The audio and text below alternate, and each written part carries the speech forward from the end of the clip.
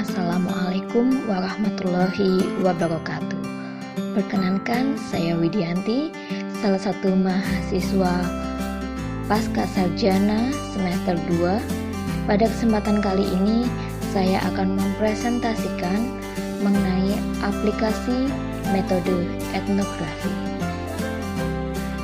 Teman-temanku yang saya cintai dan yang terhormat Bapak dosen, perkenankan saya di sini untuk mempresentasikan mengenai salah satu aplikasi dalam metode etnografi. Materi yang saya ambil adalah homeschooling dalam masyarakat. Ini saya ambil dari Jurnal Pembangunan Pendidikan, Fondasi dan Aplikasi yang disusun oleh Iin Purnamasari, Suyata, Siti Irene Astuti Dwiningrum dari Universitas PGRI Semarang dan Universitas Negeri Yogyakarta. Tujuan dari penelitian ini adalah menganalisis homeschooling sebagai alternatif pada sebagian masyarakat, peranan keluarga dalam pelaksanaan pendidikan homeschooling, mengeksplorasi aspek-aspek kultur dalam pendidikan homeschooling, mengeksplorasi nilai-nilai dalam pendidikan homeschooling, dan menganalisis tantangan, harapan, dan pengembangan pendidikan homeschooling. Subjek dalam penelitian ini adalah homeschooling tunggal, homeschooling majemuk, dan homeschooling komunitas. Data penelitian yang dikumpulkan melalui observasi partisipan, analisis dokumen, wawancara mendalam, dan focus group discussion atau FGD.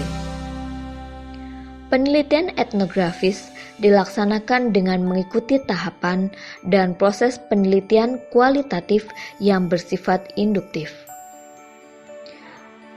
Dalam penelitian menemukan 5 hal pokok, yaitu pilihan terhadap homeschooling sebagai pendidikan alternatif, serta pengembangan minat bakat anak, serta upaya membangun masa depan anak.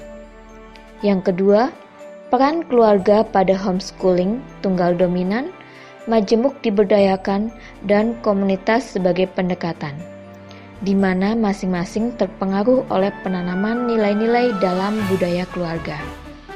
Yang ketiga, formula model pendidikan homeschooling yang berbasis kultur yang mempunyai penguatan keyakinan, toleransi, mandiri, kejujuran, tanggung jawab, yang sesuai dengan kebutuhan pendidikan anak. Adapun sisi-sisi atau nilai-nilai positif dari homeschooling antara lain, anak terbentuk sebagai pembelajar mandiri dan terbiasa berpikir mendalam atau critical thinking.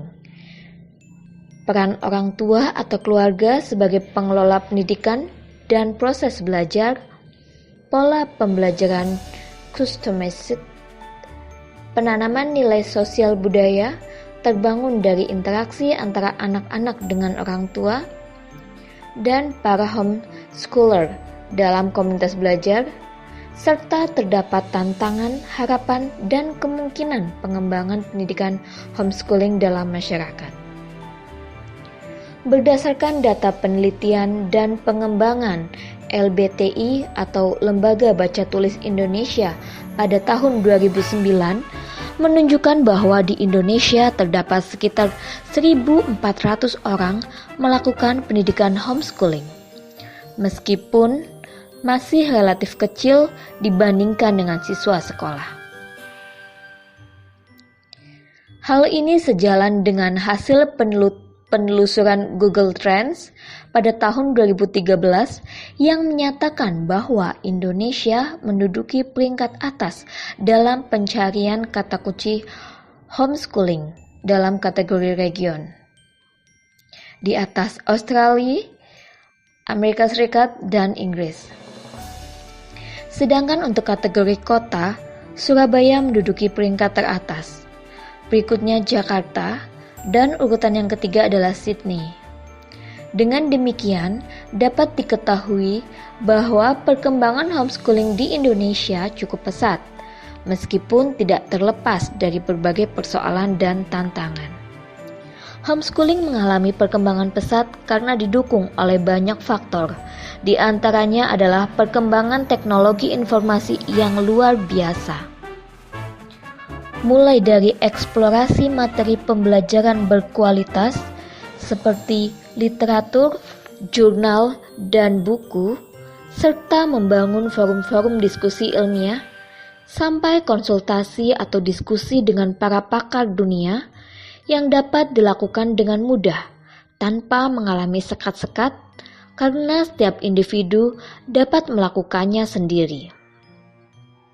Dampak luas tersebut memberikan warna atau wajah baru dalam sistem pendidikan dunia yang dikenal dengan berbagai istilah seperti e-learning, distance learning, online learning, web-based learning, computer-based learning, dan virtual classroom, di mana semua terminologi tersebut mengacu pada pengertian yang sama, yakni pendidikan berbasis teknologi informasi.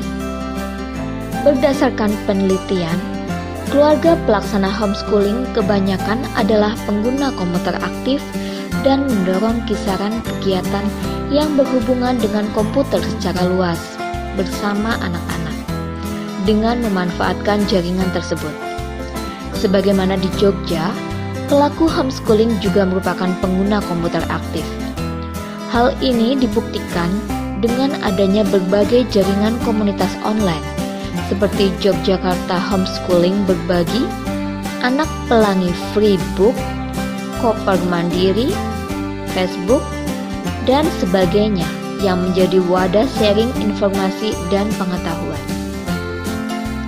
Salah satu contohnya adalah keluarga Wes Ibnu Sefi atau Kak Wes yang dikenal sebagai pendongeng di Yogyakarta telah menjalankan homeschooling dengan tujuan memberikan pembelajaran merdeka dan pendalaman pada minat bakat anak berbasis budaya.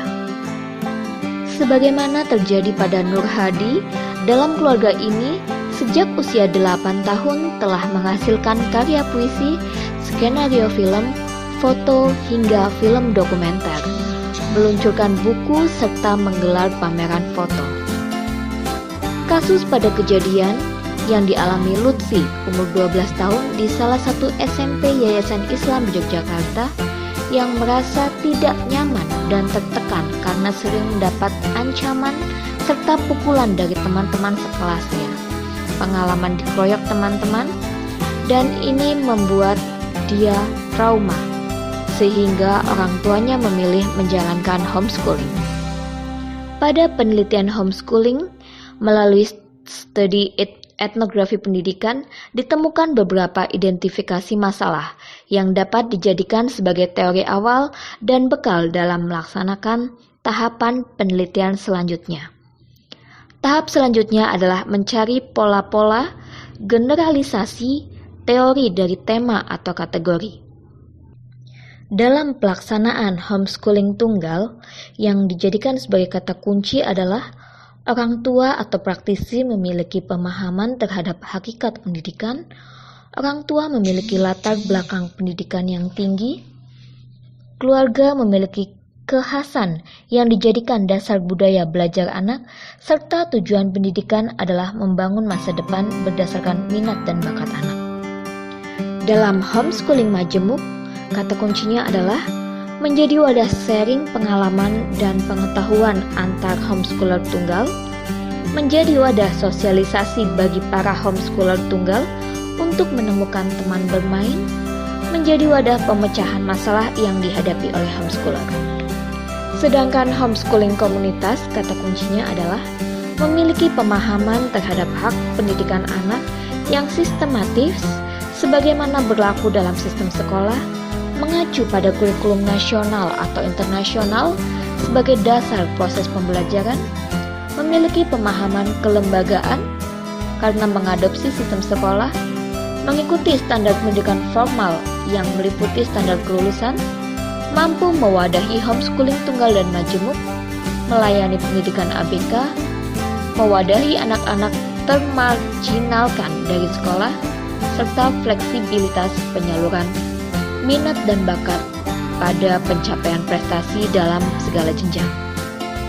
Bagi para homeschooler, akses berbagi teknologi informasi membuat homeschooling dapat dilaksanakan dalam bentuk alternatif school ethic, di mana prinsip pendidikan tetap menggunakan sekolah sebagai lembaga yang mengikat dengan beberapa hari melaksanakan pembelajaran dalam tatap muka di sekolah dan di hari lain melalui virtual access. Ya, demikian tadi penerapan atau aplikasi metode etnografi yang saya ambil dari jurnal Homeschooling dalam Masyarakat yang disusun oleh Iin Purnamasari dan rekan-rekan. Sekian, mohon maaf apabila ada tutur kata yang kurang berkenan. Billahi taufiq wal hidayah. Wassalamualaikum warahmatullahi wabarakatuh.